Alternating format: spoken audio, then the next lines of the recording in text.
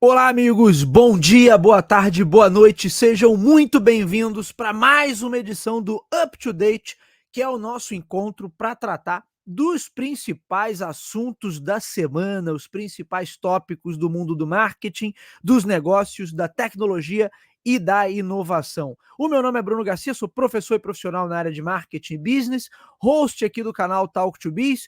Tenho mais uma vez ao meu lado o nosso querido amigo profissional de TI, Lucas Xavier, que toda semana está aqui com a gente para abrilhantar o programa com seu conteúdo, com seu conhecimento. Lucas, seja muito bem-vindo para mais uma edição do Up to Date, meu amigo. Obrigado, Bruno. Obrigado, pessoal, por mais essa oportunidade de estar me comunicando aqui com vocês, passando boas notícias. Em mais um programa trilegal que a gente vem trazendo aqui para vocês, com ótimas notícias, grandes atualizações e muitas novidades também aqui para vocês. É isso, meu amigo Lucas, é isso. Temos aí um programa recheado de coisas interessantes, coisas legais, tem bastante coisa aqui para a gente falar. Ô Lucas, eu quero começar com uma dica de podcast, que eu estou umas semanas aí sem trazer dica de podcast, mas vou recomendar um programa antigo, que eu só fui ouvir agora. Eu já recomendei aqui para os nossos ouvintes e para os nossos espectadores, né? Que tem galera que acompanha via Spotify ou via plataforma de podcast, tem a galera que acompanha no YouTube, mas eu já recomendei o podcast Guerras Comerciais. Tem a versão em inglês, Business Wars, tem a versão em português, Guerras Comerciais, é um podcast da Wondery. E tem algumas temporadas bem legais, eu já falei aqui sobre a temporada, se eu não me engano, da OpenAI, da temporada, algumas que eu já ouvi, né? Coca-Cola versus Guaraná Dolly, Toyota versus Honda, Sony versus Microsoft, Microsoft versus Apple. Tem várias temporadas legais, nem todas estão traduzidas, nem todas tiveram já a versão em português. E tinha uma coisa também que inicialmente as versões em português não estavam muito legais, assim, a nível de produção, a coisa não estava bacana, mas já tem mais de um ano que a galera do B9 assumiu a produção da versão brasileira aqui do Guerras Comerciais. E aí a edição, assim, a qualidade da coisa melhorou consideravelmente. Mas eu vou falar de uma temporada antiga, Lucas, que eu comecei a ouvir essa semana. McDonald's versus Burger King. E aí, assim, ainda não terminei de ouvir, tá? Mas assim, já uma coisa que eu não tinha ideia, eu não sabia desse histórico, né? É que o Burger King é praticamente tão antigo quanto o McDonald's. E eu acreditava que o Burger King tinha surgido, sei lá, algum tempo depois ali, muito na esteira do sucesso do McDonald's, mas na verdade, assim, a primeira loja Burger King, e quando ele começa a criar algumas unidades ali na Flórida, estão ali para meados dos anos 50 também, Lucas. Então, o Burger King é uma marca tão antiga quanto o McDonald's. De início se chamava Insta Burger King, olha aí, e nem tinha Instagram, não tem nada a ver com Instagram, né? Mas que depois ele começa a ganhar atração. Então, assim, tá bem legal. Eu não, como eu disse, não ouvi tudo, ainda não terminei, Lucas, né, de maratonar essa temporada do Guerras Comerciais. Tô ouvindo na versão em português, não tô ouvindo no original em inglês. É uma temporada mais antiga, então a galera que procurar no feed, o Lucas, tem que voltar um bocadinho aí no feed para encontrar. Mas tá bem interessante, tá? E normalmente a gente tem falado mais nos tempos recentes da disputa ali por inovação entre empresas de tecnologia, mas teve muita inovação, né, nessa indústria de fast food, na indústria de restaurantes, de alimentação como um serviço, né, teve muita inovação.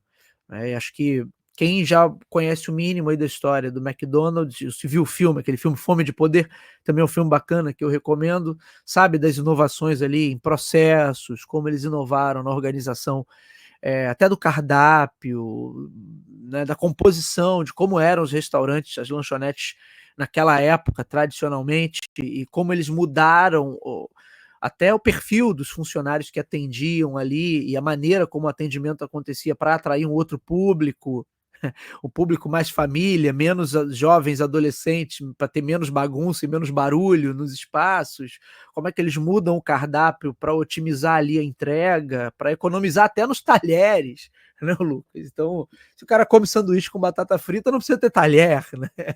Então, assim, tem muita inovação, né? Tem muita coisa de inovação, e aí o seriado, a temporada faz o tempo todo um paralelo ali do que estava acontecendo no McDonald's com o que estava acontecendo no Burger King. E para mim é uma surpresa, eu não conhecia, não tinha esse histórico, né, do Burger King. Para mim a disputa era uma coisa mais recente, né? E não é, na verdade, a disputa entre os dois já remonta aí algumas décadas, o Lucas. Então fica a dica aí de podcast para a galera acompanhar. Guerras comerciais, McDonald's versus Burger King. Meu amigo Lucas, vou botar o nosso banner de notícias para a galera visualizar, e sem o nosso banner não somos ninguém. Hoje temos muitos comentários e notas rápidas, e tem alguns pontos que a gente quer dedicar mais tempo, Lucas. Então, no campo dos comentários e das notas rápidas, Lucas, eu vou começar pela campanha de Halloween da Rivian, porque você sabe que eu sou um cara nascido nos anos 80, né, Lucas? E essas campanhas que mexem com o saudosismo me pegam demais. E a Rivian soltou esses dias, na sexta-feira agora, dia 18, ela soltou essa campanha que cria algumas skins, algumas fantasias, entre aspas, para todo o seu painel de comando ali do carro, que é tudo digital, remetendo a algumas franquias clássicas. Uma delas é a trilogia De Volta para o Futuro. Então o painel do Rivian fica todo como se fosse aquele painel lá do DeLorean, o Lucas, que é da máquina do tempo, do filme. E o outro é de um seriado que para muita gente aqui no Brasil é considerado um tanto quanto obscuro, que é o Knight Rider. O Knight Rider aqui no Brasil passou como a super máquina, que era um camarada, era o... Como é que era o nome do ator? O David... Deixa eu lembrar aqui, o Lucas, deixa eu olhar aqui na colinha da nossa pauta. O David Hasselhoff, que dirigia um carro que naquela época, na fantasia ali do seriado, né, Lucas, seria o que a gente considera hoje um carro inteligente, um smart car. Então ele tinha uma inteligência artificial que conversava com ele. Óbvio que o carro era cheio de armas e truques ali para o David Hasselhoff conseguir capturar os bandidos, né? Tinha mapa, tinha radar, devia disparar torpedo, tudo que você pudesse imaginar, né? Eu, na verdade, nunca fui um fã assim do seriado, que eu achava meio que uma tentativa de fazer um negócio Mad Max, assim, porém mais domesticado, né, para o cenário urbano. Mas é um clássico, e aí é muito legal. Eles trouxeram o próprio David Hasselhoff para a campanha, né? E aí tem um videozinho curto, sei lá, de acho que nem 30 segundos, né? Que aí o carro todo, o carro do filme, do seriado, no caso, ele tinha um detalhe assim, LED vermelho que, né, corria assim pela frente do carro. E eles configuram, quando a pessoa baixa essa skin de Halloween da Rivian, o carro externamente ele passa a exibir também aquele filete de LED vermelho, além, é claro, de todo o painel tá ali com os comandos, inclusive com as armas que o carro tinha para deter os vilões do seriado. Também aparecem ali os botões. Então, de repente, você está no trânsito, tem algum motorista querendo se bancar o engraçado, você pode, pelo menos na tua fantasia ali, ativar a armadilha de óleo na pista, ou algum armamento de maior calibre, né, Lucas?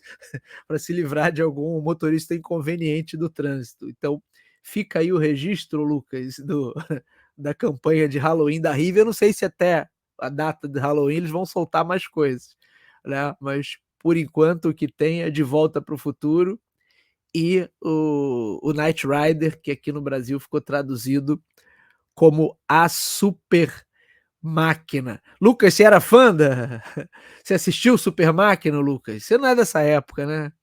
Não sou da época, mas volta e meia eu dei trocando assim de canal, aparecia em alguma coisa, eu via assim de curioso.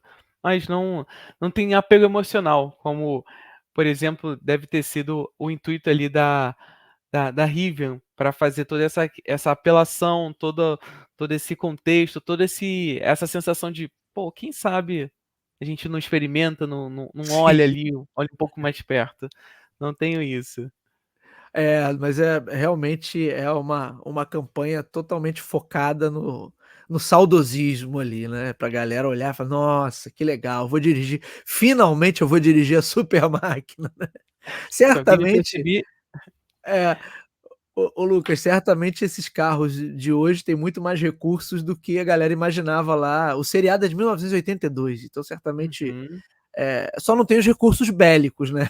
É, Mas em termos de tecnologia, certamente o Rivian hoje tem muito mais coisa do que a super máquina tinha lá em 1982. com certeza. Olha, ô Lucas, tem um outro negócio legal aqui também, que eu acho que conversa muito com as questões que a gente tem trazido aqui, sempre que fala de inteligência artificial, mas essa é uma discussão da tecnologia em geral, tem a ver com o consumo de energia. Né? E a gente sabe que desde a época que começou lá aquela moda de mineração para extrair Bitcoin, lembra que a galera usava servidores e placas cada vez mais potentes para ficar minerando dados ali para chegar no Bitcoin, e o quanto isso aumenta o consumo de energia. Tanto é que algumas estimativas aí em relação a servidores, data centers, né, de inteligência artificial, são bastante assustadoras, né, que o consumo que se tem hoje com inteligência artificial já supera de alguns países de menor porte, assim, juntos.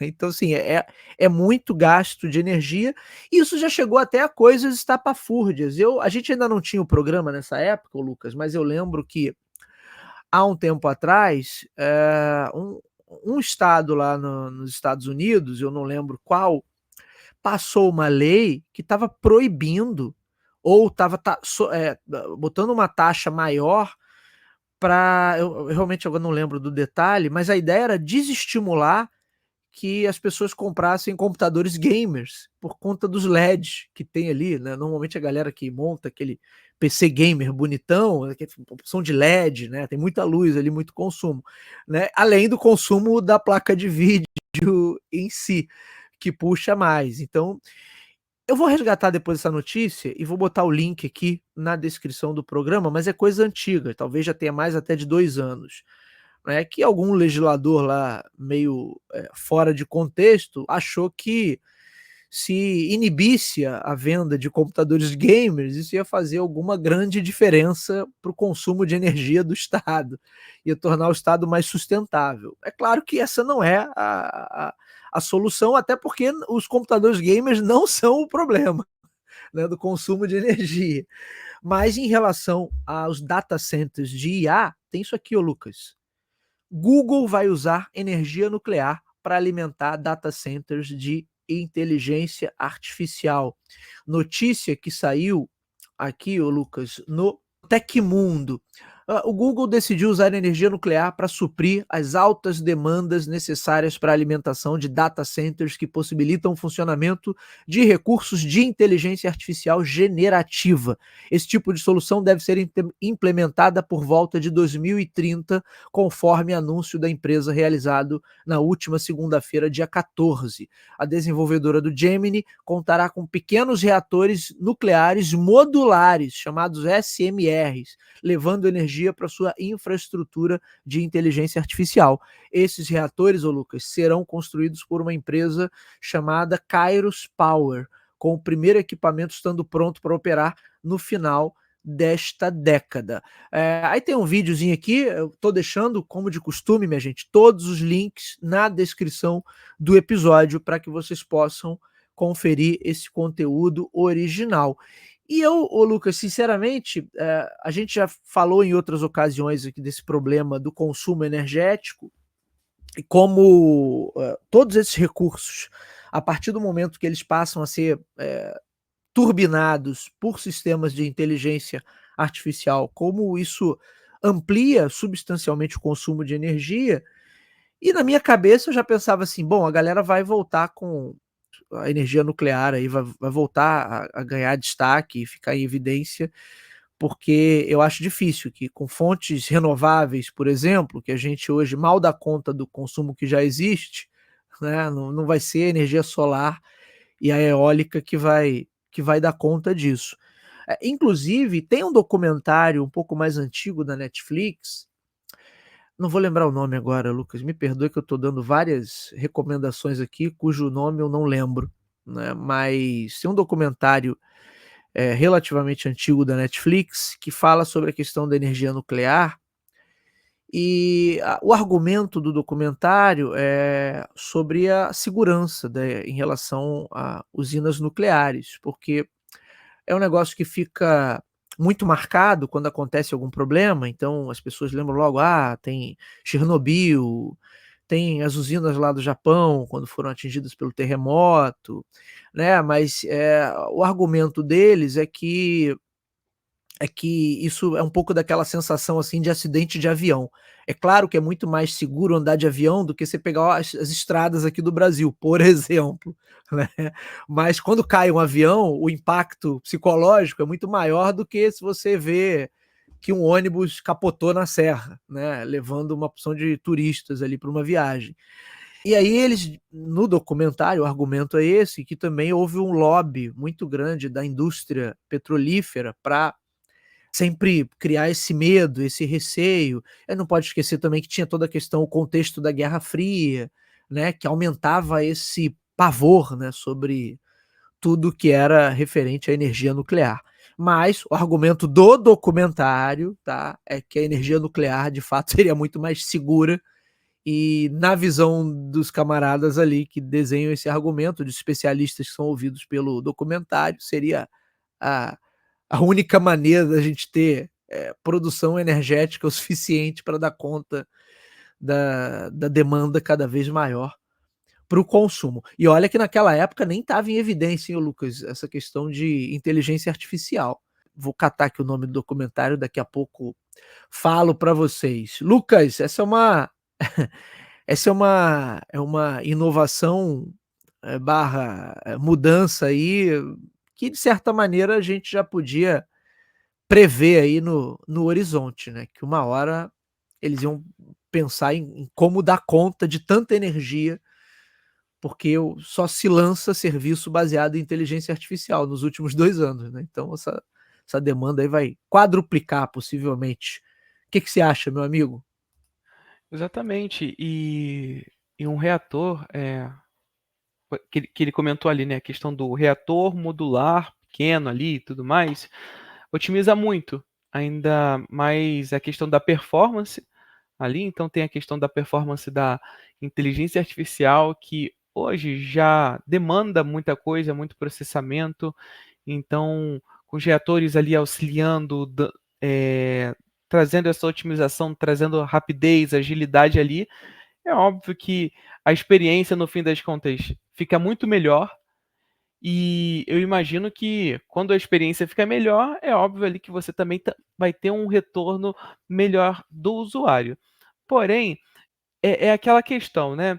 Eles prometeram não, eles estão. A expectativa é para 2030.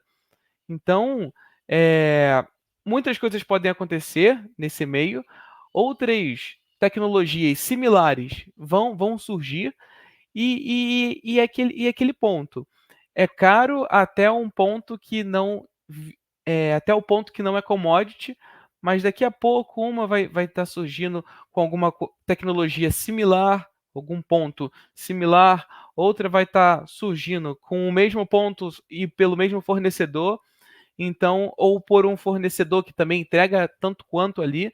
Então, eu acho que no fim das contas ali é, é um ponto para a gente ter atenção, porque a Google está prometendo tudo isso performance. Então eu imagino que as coisas vão andar muito nessa linha. Uma outra questão também é que, especificamente pensando no contexto de inteligência artificial, hoje o processamento das inteligências, elas são um. Em 2030 vai ser um outro totalmente diferente. Então é muito visível a questão do hoje, por exemplo, consome um de velocidade e de processamento e tudo mais. Por outro lado, tem o ponto também de que em 2030 não vai consumir um, vai consumir 5, 10. Então, nesse ponto ali de quantidade e volume, a gente precisa pensar especificamente nesse ponto. Poxa, está se desenvolvendo para uma inteligência que vai funcionar hoje ou realmente uma inteligência que vai funcionar em um contexto de 2030, que vai ser uma dinâmica totalmente diferente, que vai ter outras integrações, que vai ter outros objetivos e que talvez não tenha a mesma aceitabilidade ali, os mesmos pontos de token, por exemplo, que hoje as inteligências têm. Então, hoje, por exemplo, uma inteligência paga, boa, aceita 1 milhão de tokens. Daqui até 2030, talvez os serviços mudem, as ofertas mudem também, e a gente pense em um contexto de 5 milhões de tokens.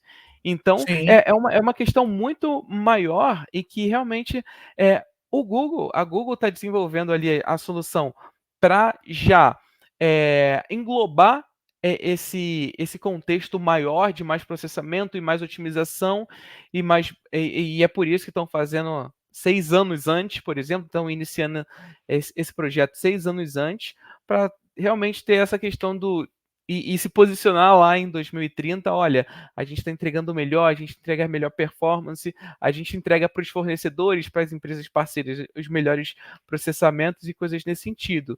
Então, não só pensando ali em nós ali como pessoas físicas, mas para as pessoas jurídicas que têm ali os seus servidores lá dentro do Google, então Google Cloud ali e tudo mais, então isso vai trazer muita agilidade também para os seus serviços de nuvem. Então, serviço de nuvem que é muito usado hoje, tem bastante questão de escalabilidade, de volumetria, então todo esse processo ali de organização e configuração vai ter um ganho também. Então, isso é importantíssimo. As inteligências que vão estar incutidas ali vão agir e vão responder muito mais rápido para um usuário. Olha, eu vou ficar devendo só aqui o documentário. Eu fiz uma busca aqui no no Google, e como teve muita coisa, teve algumas séries que foram lançadas, teve aquela da HBO, a Chernobyl, que é muito boa inclusive, teve a de Fukushima, então esses resultados aqui estão dominando, né, o que o Google me entregou. Eu vou ter que dar uma fuçada aqui maior, mas eu vou encontrar, depois eu boto, Lucas, o link aqui pra galera acompanhar, né, porque teve uma outra série documental também da Netflix sobre um acidente que aconteceu nos Estados Unidos, então isso aqui tá dominando aqui os resultados que o Google me entregou. Vou ficar devendo essa, mas como você falou, de fato, se a gente projetar para daqui a 5 anos, é como você falou, a gente vai ter certamente um consumo muito maior. Agora, ô Lucas, ainda no campo das notinhas rápidas, tem isso aqui, ó. Netflix segue como o streaming mais popular entre os brasileiros. Não é necessariamente uma novidade, mas eu acho que o interessante daqui, isso é uma matéria que saiu no Meio e Mensagem, que é um novo ranking da empresa alemã Just Watch, que ela dá o market share, como está essa distribuição dos assinantes de streaming no Brasil. Olha, a Netflix segue confortavelmente, o Lucas, em primeiro lugar, segundo esse relatório da Just Watch, com 26%, né, participação de 26% no mercado de streaming brasileiro. Em segundo lugar, Não tá nem Disney, nem o Max da HBO, mas sim o Prime Video, com 19%. E aí, Disney e Max estão praticamente, na verdade, sim, Disney, Max e Globoplay estão praticamente empatadas, ô Lucas. Porque você tem Disney com 14%, Max com 13% e Globoplay com 12%. Aqui não tem o detalhe se tem margem de erro, deve ter, né? Mas sim, né? Se a gente considerar aí tradicionalmente nesses levantamentos estatísticos, você teria ali uma situação de empate técnico, né? Entre Globoplay, Max e Disney.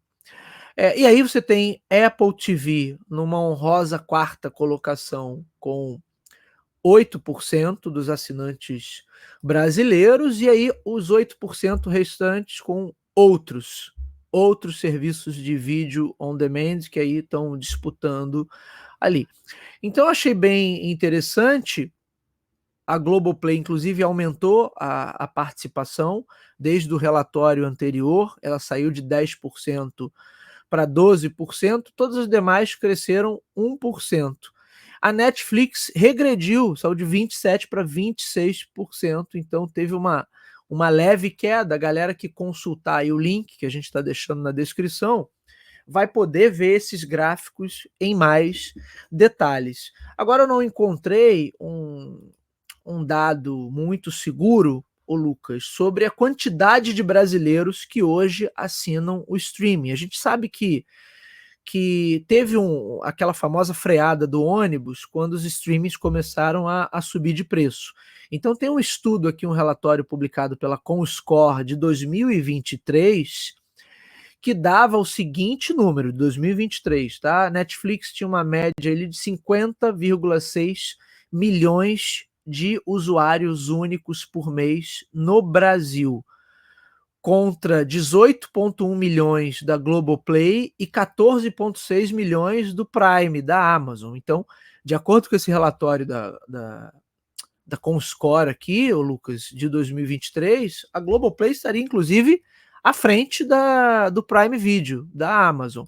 Então, na verdade, eu não senti muita firmeza. Eu achei um outro número aqui do Serasa Experian, de junho desse ano, dizendo que o streaming no Brasil tem cerca de 23,8 milhões de assinantes.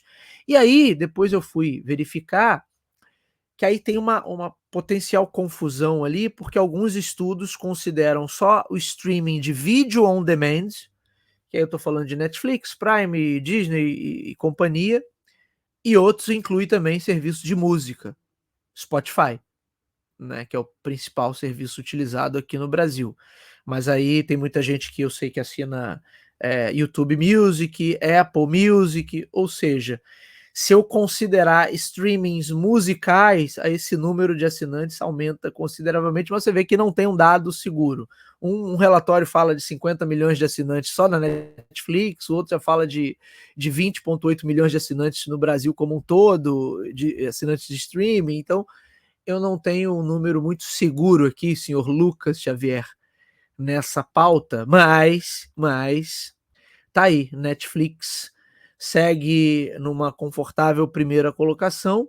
Prime Video, eu acho que porque tá ali dentro do ecossistema dos serviços Prime, então é muito conveniente você ter a assinatura, e diga-se de passagem, ainda é a melhor relação custo-benefício, o Lucas, de longe, porque todos esses serviços aumentaram, e a gente já falou sobre isso aqui em outros programas, começou a pesar muito mais no bolso do brasileiro. A Prime Video tem ainda a disparada melhor relação custo-benefício, porque além do serviço de vídeo on demand, você tem todos os benefícios ali de ser um usuário Prime da Amazon, e ainda tem outras coisas que a galera nem sabe. Há um tempo atrás, por exemplo, tinha jogo gratuito que você podia baixar, eu cheguei a baixar algumas coisas, tinha acesso ao Kindle Unlimited, que também é uma coletânea de livros lá, de e-books para você ler sem ter que pagar nada por isso. Quer dizer, tinha uma série de benefícios ali. Eu não sei exatamente hoje tudo que está englobado pela assinatura do Prime, mas tem bastante coisa interessante. Lucas Xavier, a gente sabe que o preço dos streamings começou a pesar aí no bolso do brasileiro, Lucas. E assim, um detalhe importante, né? Hoje muita gente não tem mais adquirido ali as assinaturas de TV, justamente pela flexibilidade e pela disponibilidade ali dos streamings. Então, às vezes as pessoas só compram ali a antena digital, tem ali já às vezes incutidas ali dentro da própria TV, então os canais abertos para os canais abertos, e aí a pessoa às vezes quer saber de uma notícia, ter alguma atualização, mas, por exemplo, eu quase não vejo televisão.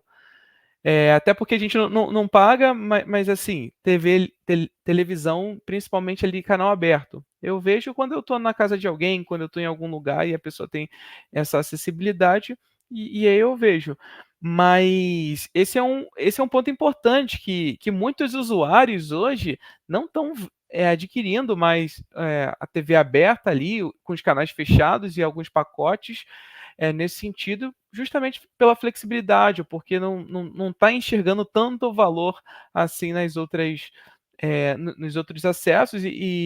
Por exemplo, algumas coisas, por exemplo, pela Amazon Prime, alguns jogos, por exemplo, de futebol, são transmitidos por lá, online, então com uma ótima qualidade também. Um outro ponto, só para reforçar, é o ótimo custo-benefício ali da Amazon Prime. Eu, por exemplo, fiquei sabendo que dá para fazer, quem tem, né, ali o, o acesso e a assinatura da Livelo, que é ali o sistema onde a gente troca pontos por milhas e tudo mais, compra milhas, pontos e coisas nesse sentido, você consegue entrar pela Livelo, você consegue entrar pela Livelo e na opção de parceiros, tudo que você compra dentro, por exemplo, do Amazon Prime e outros também, Magalu e outros e-commerces, você pode comprar lá por dentro da Livelo e você ainda ganha pontos lá. Então, esse é um benefício assim para quem tem essa questão de organização ali de pontos e quer trocar por milhas e para depois conseguir algumas viagens ou coisas nesse sentido, ou compra de outros produtos. Então, tem essa possibilidade.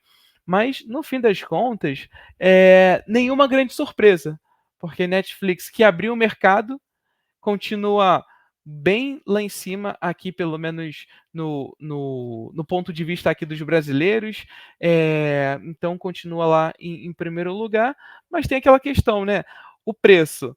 Então, o pessoal percebe o valor. É a mais cara, sem dúvida. Exatamente. O pessoal percebe o valor na Netflix, tanto é que é a primeira, mas assim, tá mais cara.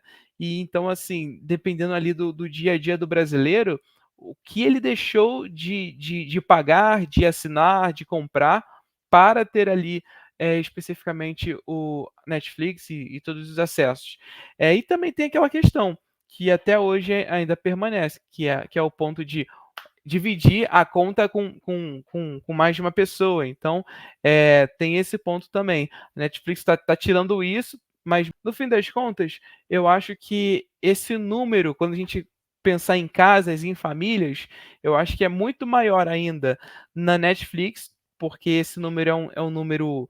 é, Essa estatística que a gente está olhando é um número ainda muito restrito, com alguns contextos e com alguns pontos, mas a gente esquece realmente dessa questão, que às vezes tem uma conta dividida, às vezes você vai na casa de alguém, assiste, deixa alugado lá e coisas nesse sentido. Então, eu acho que ainda assim Netflix tá mais alguns pontos na frente também. É óbvio que E também eles esse começaram. mesmo contexto se aplica aos outros. Sim, porque eles começaram a apertar bem mais, né, em relação a essa Isso. questão, a questão de senha. Vale depois a gente dar uma analisada, de repente fazer um programa mais específico sobre essa questão do market share. E fiquei impressionado com a Globoplay. Acho que assim, canal de TV aberta aqui em casa nem pega mais, não tem, eu não deixo nem ligado mais o fio da antena. E TV por assinatura, já cancelei também faz anos, assim. Então, até para quem gosta de esporte, que era sempre a coisa, mas que o cara que gosta de esporte não pode ficar só no streaming, tem que ter uma assinatura aí mínima, né? Ou pelo menos ter a TV aberta. Mas até para quem gosta de esporte, hoje boa parte dos serviços de streaming já tem algumas opções esportivas. Então até nisso tá. Eu gravei um programa há um tempo atrás, o Lucas, com o nosso querido amigo Renan Peixoto, que falava assim: ó, o streaming está cada vez mais parecido com a TV tradicional.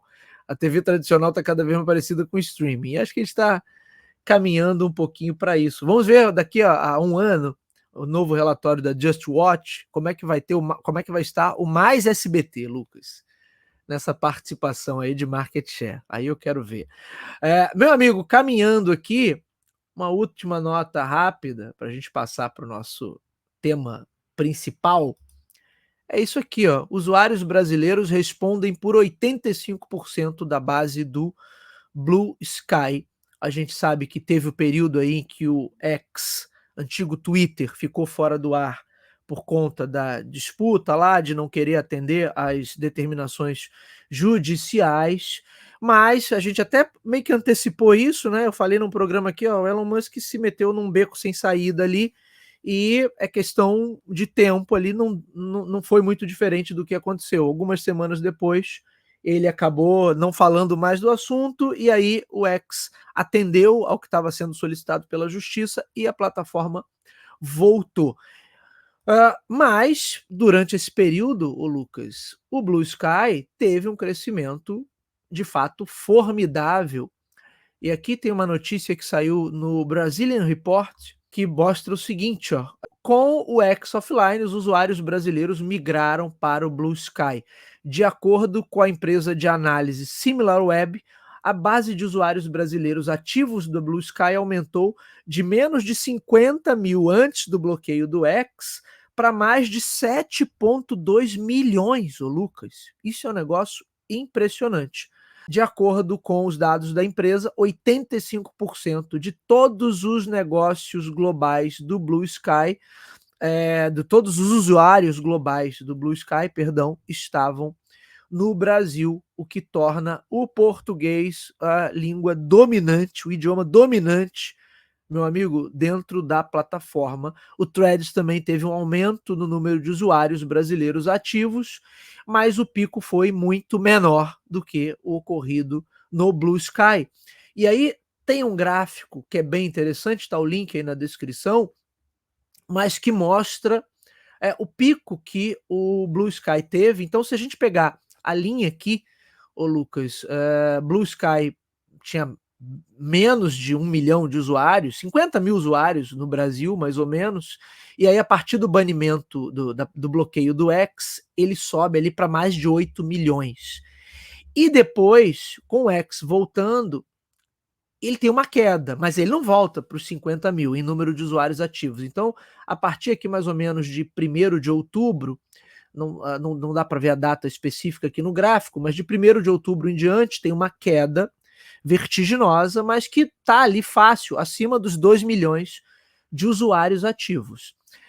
Eu acho interessante a gente olhar esse gráfico, porque mostra ali o Threads, que até então estava ali na casa de 2 milhões de usuários, e aí aumentou um pouquinho para pouco mais de 3 milhões de usuários mensais ativos aqui no Brasil. Mas, segundo os dados aí da SimilarWeb, ele se mantém com ou sem X. A galera que foi para o Threads, acho que ficou de vez. Então, ele se mantém ali, mesmo depois do retorno do X, ele se mantém ali acima dos 3 milhões de usuários brasileiros ativos na plataforma. E o X, por sua vez, que estava ali acima dos 6 milhões de usuários, ele tem uma queda, e agora ele ficou ali um pouquinho abaixo da média mensal que ele tinha. Então está ali na casa dos 4 milhões de usuários, sendo que antes do banimento ele tinha uma média ali de 5, com picos de 6 milhões de usuários ativos por mês no Brasil.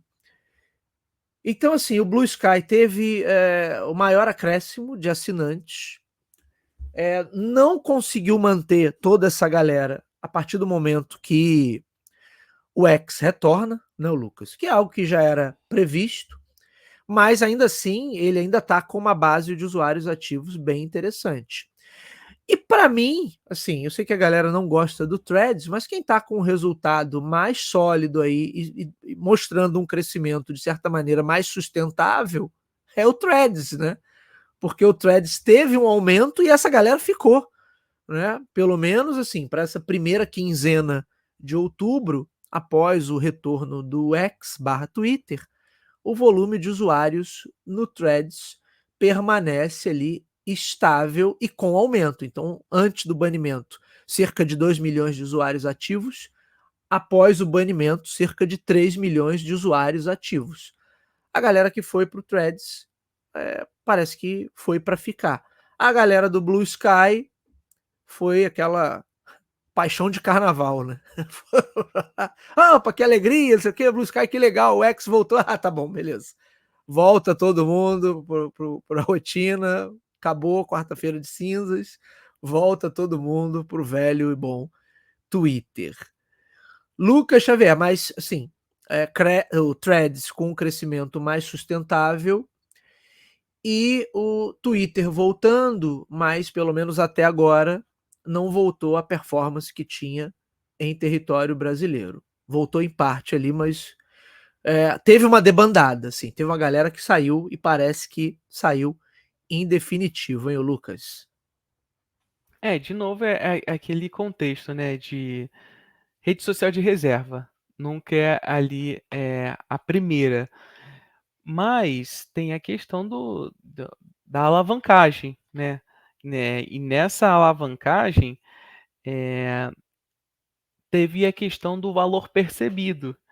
Então, eu imagino que o diferencial, se tem, porque eu não sei se tem diferencial, não foi tão notado, não foi assim, é óbvio, quando a gente compara 50.000 com 7 milhões e depois focou em 2 milhões, quando a gente só compara os 50.000 com constantes 2 milhões, é óbvio que foi muito, muito, muito notado. Mas É, quando a gente compara ao que foi no início, aquele tiro inicial ali dos 7, 8 milhões ali, foi uma coisa assim, caiu muito. Mas é óbvio que teve uma questão de contexto. Então eu imagino que provavelmente aí são aqueles macacos que vão de galho em galho, sabe? Experimentação.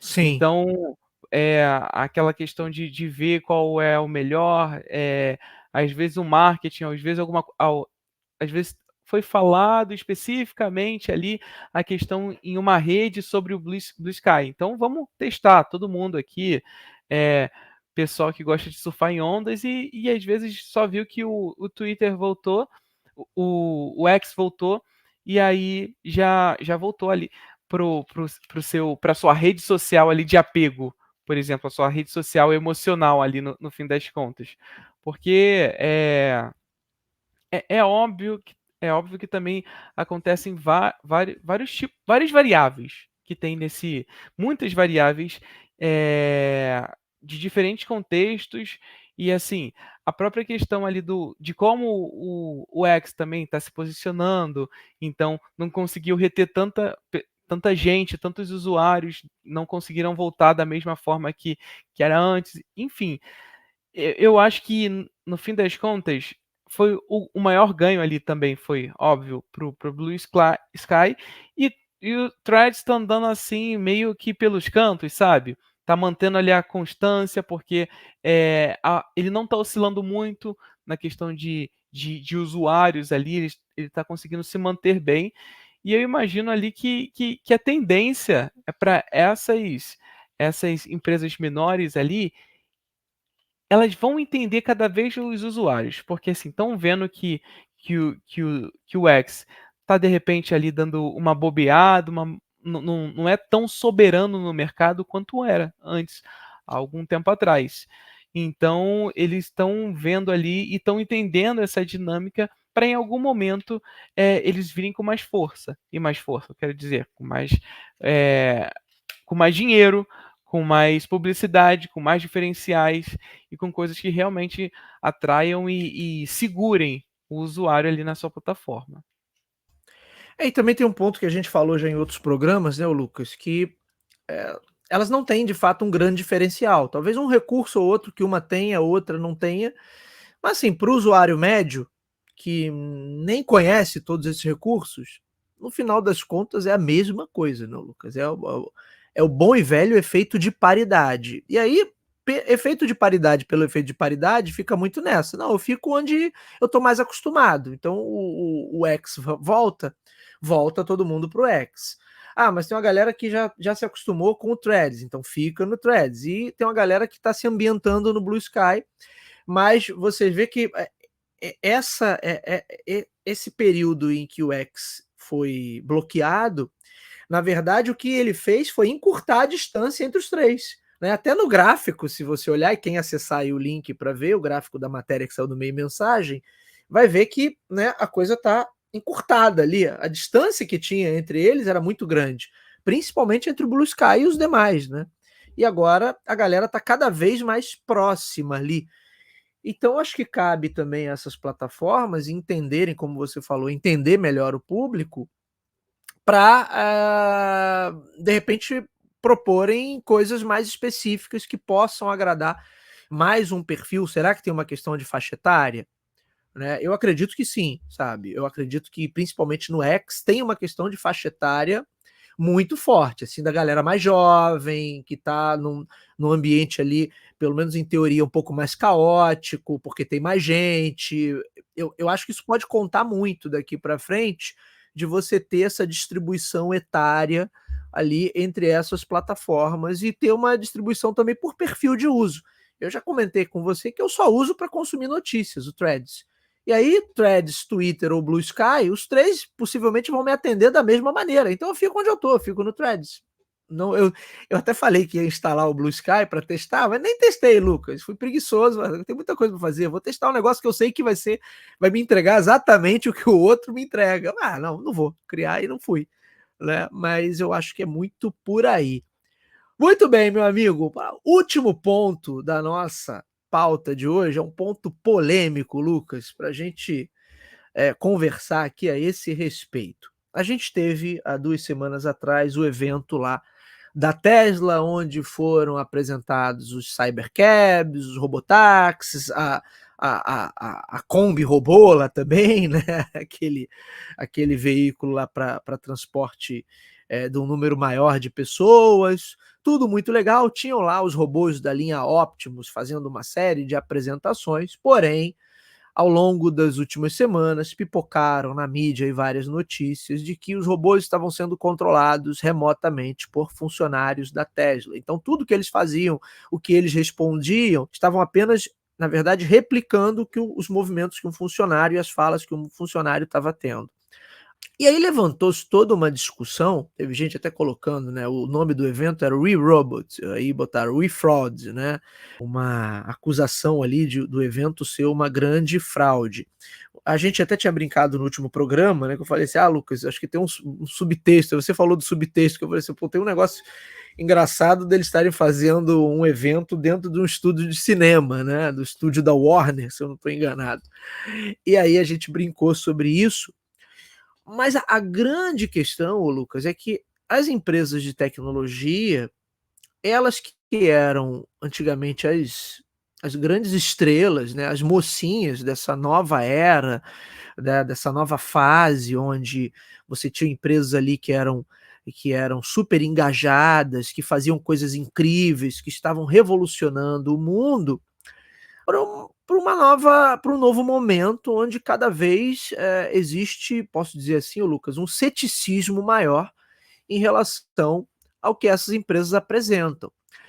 E aí, assim, óbvio que a galera chamar de fraude é uma forçação de barra, porque a gente sabe que essas tecnologias existem, mas a grande questão é que elas são apresentadas com um potencial muito maior do que elas têm na prática. E aí eu tô lembrando aqui de cara, né, daquele caso lá da tecnologia Just Walk Out da Amazon, que a gente outro dia estava citando aqui, né? Teve toda aquela polêmica com os indianos, porque a tecnologia existe, é incrível, funciona. Sim, funciona, mas ela apresenta uma taxa de erro de até 70%. E aí, para garantir que essa taxa de erro, que é enorme, não inviabilize a loja, eu contrato 1000 funcionários que vão ficar remotamente monitorando as pessoas por meio de câmeras. Então, quando a pessoa bota o carrinho, bota alguma coisa no carrinho e é descontado na sua conta da Amazon, foi a tecnologia ou foi o funcionário indiano que está lá monitorando pelas câmeras? Já que a tecnologia pode ter um índice de erro que supera, em alguns casos, mais da metade, né, do que acontece ali da loja pode estar dando errado. Então tem que ter a tecnologia que funciona, mas que precisa, Lucas, de um background aí, de um backup humano para garantir que ela não inviabilize o negócio. Então, toda essa discussão, que aí a gente pode trazer outros exemplos, né, dos gadgets que foram apresentados, movidos a IA, o AI PIN ano passado, o Rabbit R1, que quando foram lançados de fato e chegaram nas mãos do público, a galera viu que nada daquilo que foi apresentado funcionava direito. O dispositivo esquenta, trava, não entende o que você está falando, demora para carregar, demora para dar uma resposta. Quer dizer, todas aquelas apresentações eram, de certa maneira, simuladas, e aí, de novo, né? Na apresentação, tudo funciona às mil maravilhas. E em muitos casos que a gente viu, mesmo na apresentação, os dispositivos estão falhando, quando está tudo ali milimetricamente calculado para ele funcionar. Tem uma apresentação clássica da época do Windows, que na hora ali que o Bill Gates está mexendo no computador, o Windows dá aquela tela de crash, né? Isso é antigo, né? Mas isso é normal de acontecer. Qualquer, né, apresentação ao vivo, né, Lucas? Tudo pode acontecer ali e alguma coisa pode sair do controle e algo travar. Mas tá, hoje o que se discute está indo, Lucas, além da falha. Não é o negócio na hora falhar ali. O que seria normal, era até melhor que falhasse. Seria mais autêntico. Mas não, acho que no afã de vender uma coisa totalmente perfeita, aí usam-se de recursos que, na prática, não tem nada de tecnológicos, né? Para simular um potencial de tecnologia que não é real. A gente falou algumas semanas aqui sobre o Orion Glass lá da Meta e a gente brincou sobre isso também. Olha, ali no palco tudo funcionou porque certamente atrás ali tem um data center gigantesco focado só nisso, só na operação ali daquele óculos, de uma unidade, para garantir que nada saísse do controle, né? Mas será que na prática eles vão ser capazes de entregar?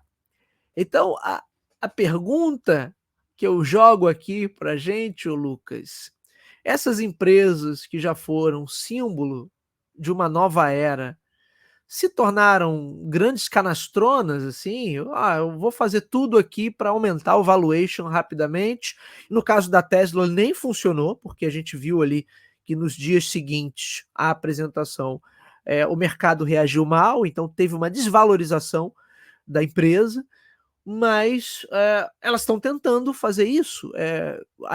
E aí me remete a casos que vão parar na esfera criminal, como o caso lá da Teranos, que a menina foi presa, né, porque era uma fraude por completo. Ali sim, uma fraude descarada, mas que está se fazendo tudo para obter esse valuation rápido e exponencial, e daí eu fazer um negócio que não tem nada, valer milhões ou talvez bilhões de dólares, mas sem ser capaz de entregar muita coisa. Lucas Xavier, as empresas de tecnologia deixaram de ser as mocinhas, as boazinhas, e por essa, mas também por outras coisas que vem acontecendo nos últimos anos, elas se tornaram as vilãs da história, vão virar o que eram as empresas de petróleo lá nos anos 80, os grandes vilões, elas que vão acabar com o mundo agora, Lucas? Bom, eu acho que não acabar com o mundo, mas grandes empresas que usuários têm muita confiança quebram a expectativa, no fim das contas. E às vezes Sim. levantam um tipo de má fama. Você falou do E caso isso da é um Apple horror. também. Exatamente. Apple também. Pô, Apple, assim, foi uma das grandes decepções, assim, do mercado. Porque ela falou assim, olha, vai chegar, a grande novidade é a inteligência artificial. E aí todos os produtos que eu vendo não têm a inteligência artificial. Então, descredibiliza, no fim das contas, as empresas, não o mercado. Porque, assim, enquanto tem muitas empresas, algumas empresas grandes tendo essa quebra de expectativa, frustrando ali o mercado de alguma forma e os usuários, tem outras empresas que estão entregando muito. Tem empresas menores que estão fazendo acontecer ali, estão dando ritmo, às vezes, ali. E no fim das contas, às vezes as empresas maiores copiam o fluxo das empresas menores, que realmente é uma coisa que acontece muito, com agilidade, com destreza, com grandes entregas, com inovação. Porque uma coisa que acontece muito no mercado, hoje ali no nosso mercado, antes acontecia assim, a empresa pequena olhava a empresa grande, os processos que estava dando certo e aplicava aqui dentro. Hoje acontece muito essa inversão. As empresas grandes olham para as empresas menores, para as empresas ali que têm mais agilidade no seu processo, que entrega muito valor, às vezes com fluxo mais enxuto ali, elas olham e pensam, poxa, vamos trazer isso daqui para cá, porque agilidade, porque rapidez e rápidas entregas e grandes entregas e boas inovações aqui são o que eles estão fazendo, é o que eles têm aplicado. Então vamos trazer isso para cá, porque quem está lá no topo é difícil para se manter lá.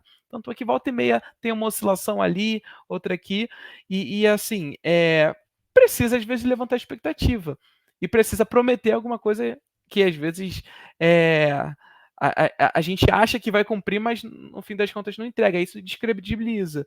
E isso também é uma forma de anunciar para as minhas outras rivais ali, olha, eu estou saindo na frente e tudo mais. Mas aí quando a gente vê que no fim das contas não é aquilo que foi dito, não é aquilo que foi vendido, a gente está comprando uma coisa, mas no fim das contas é outra coisa.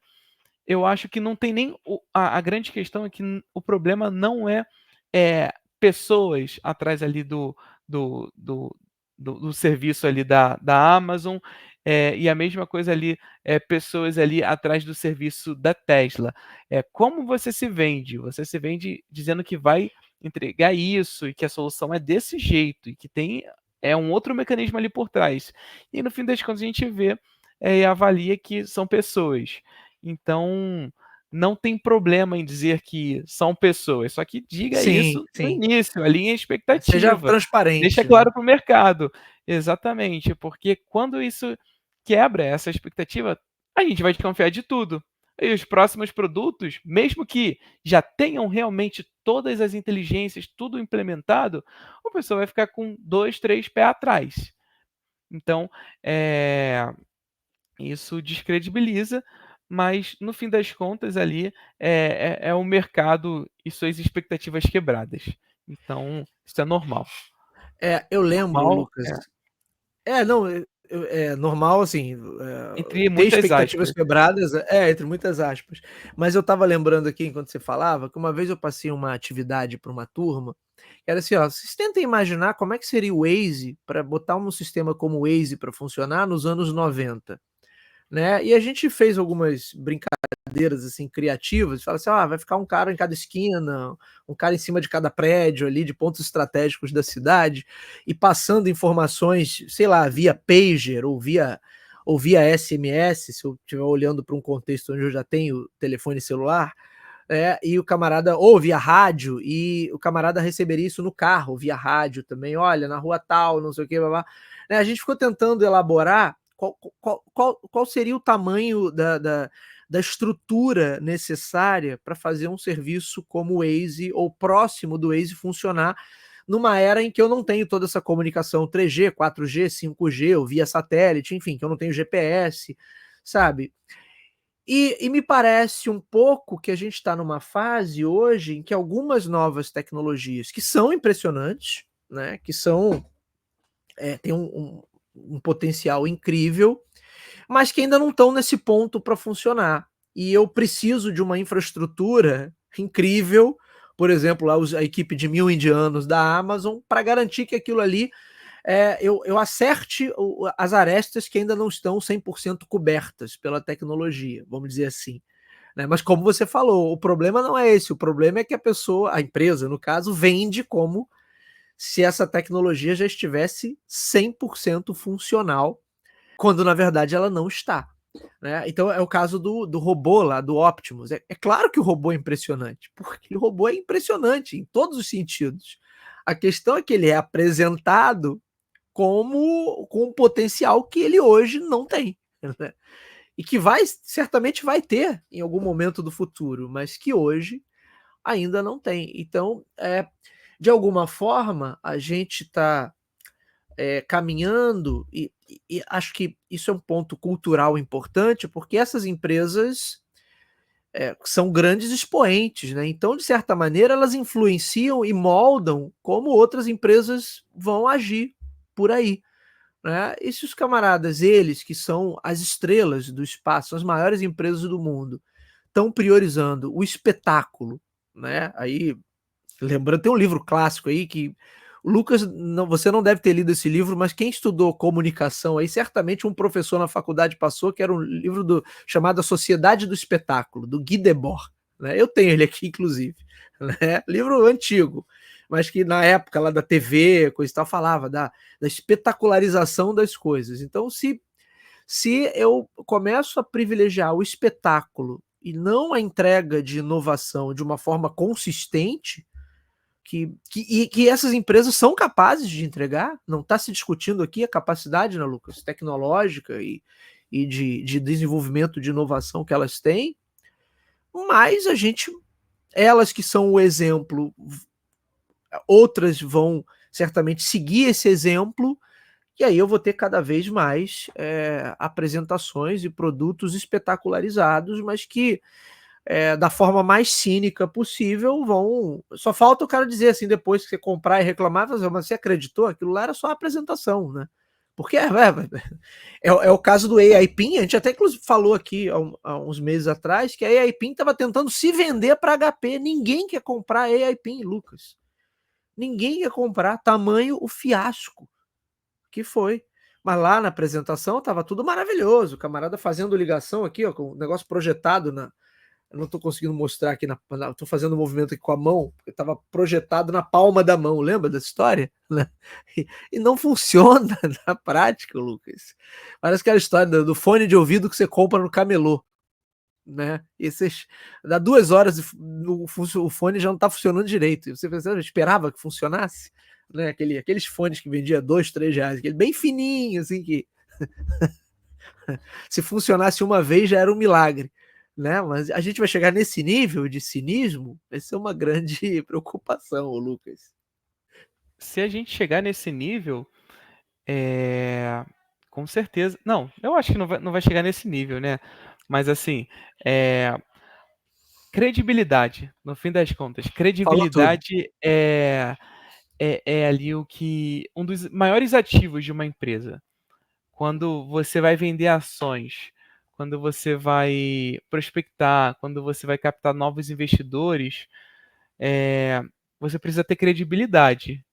Sim, E o mercado ele não responde bem, geralmente, quando tem essas quebras de expectativa. sim, Ainda mais dos usuários, fica muito mal visto. Então, quando a gente tem essa perda da credibilidade, os investidores, os próprios funcionários, eles não engajam tanto. Os funcionários eles já percebem. Então, poxa, se eu trabalho em uma empresa, ela se posiciona de um jeito, diz que vai entregar uma coisa, mas eu sei que aqui dentro é tudo uma bagunça, aqui dentro é tudo desorganizado, eu sei como funciona e é ruim, não é bom. Como é que eu vou atrair ou reter um bom talento, um grande talento? Como é que eu vou reter o cara high performance? Isso desestimula. Mesmo que o salário seja bom, e muita gente fica porque o salário é bom, mas desestimula aquela questão do cara que tá lá pelo desafio, tá lá porque quer fazer acontecer. sim, Então, é todo um ecossistema que, no fim das contas, ali se vê à prova. É o ecossistema do funcionário, é o ecossistema externo dos investidores, do mercado, é a própria confiança das lideranças ali. sim. Então, os parceiros e tudo mais. Então, é essa questão da dúvida, da insegurança e aquela questão. E agora, será que a próxima vai ser desse mesmo jeito? A próxima vai ser realmente verídico? Tem esse ponto também muito importante.